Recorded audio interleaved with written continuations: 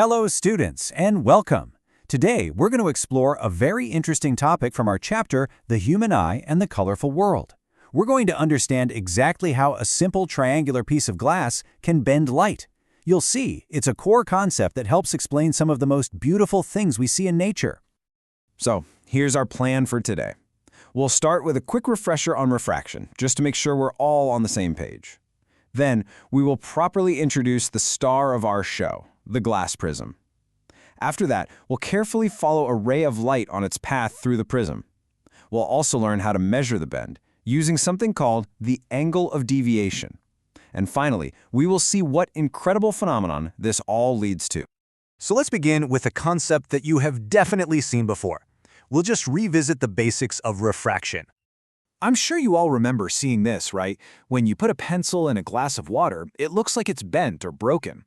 Well, that's not a magic trick. It's pure physics, and it's the perfect example to remind us about refraction. The key idea is actually very simple. Whenever light moves from one medium, like air, into another medium, like water, it changes its direction. It bends. And this bending of light is what we call refraction. This simple idea is the foundation for everything we are going to learn today. All right, now that we have refreshed our memory on what refraction is, let's meet the main object of our study today, the glass prism. So what exactly is a prism? Well, by definition, it's a solid, transparent object, usually made of glass. It has two flat triangular ends, which are the bases, and three rectangular sides. Now, here's the most important part. These rectangular surfaces are not parallel to each other. They are inclined, they meet at an angle. When we draw a prism for a physics ray diagram, we usually just show its triangular cross-section, which looks just like this. And that angle at the very top, which we've labeled A, is very important. We call it the angle of the prism. Okay, so now let's do the interesting part. Let's trace the complete journey of a single light ray as it passes all the way through the prism. This is where our knowledge of refraction is going to be very useful. Now, this journey has two very important steps. First, the light enters the prism. It moves from a rarer medium, which is air, into a denser medium, which is glass. Then, after traveling through the glass, it exits back into the air, moving from the denser glass to the rarer air. And at both of these surfaces, refraction is going to happen. Let's focus on the first surface, where the light goes in. As the light ray enters the denser glass from the rarer air, it actually slows down. And do you remember the rule? It bends towards the normal. The normal, of course, is that imaginary line we draw perpendicular to the surface. You can see that bend very clearly in the diagram. Okay, so the ray travels through the prism and now reaches the second surface, where it will exit.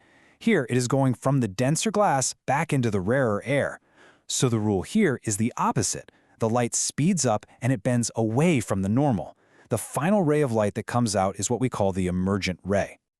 So as we've seen, the prism bends the light, not once, but twice.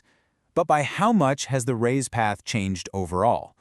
To measure this, we use a very important concept. And that concept is the angle of deviation. We represent it with a capital letter D.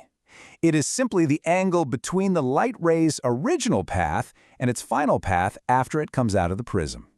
Let's look at the diagram to really understand this. You see, if the prism was not there, the light would have just traveled straight along that dotted line. But because of the prism, the final emergent ray is now traveling in a completely new direction.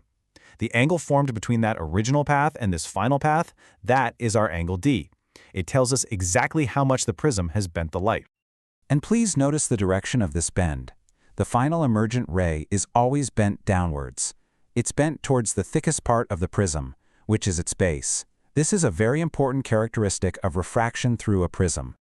Now, this might make you wonder, why does a prism cause this deviation, but a rectangular glass slab does not?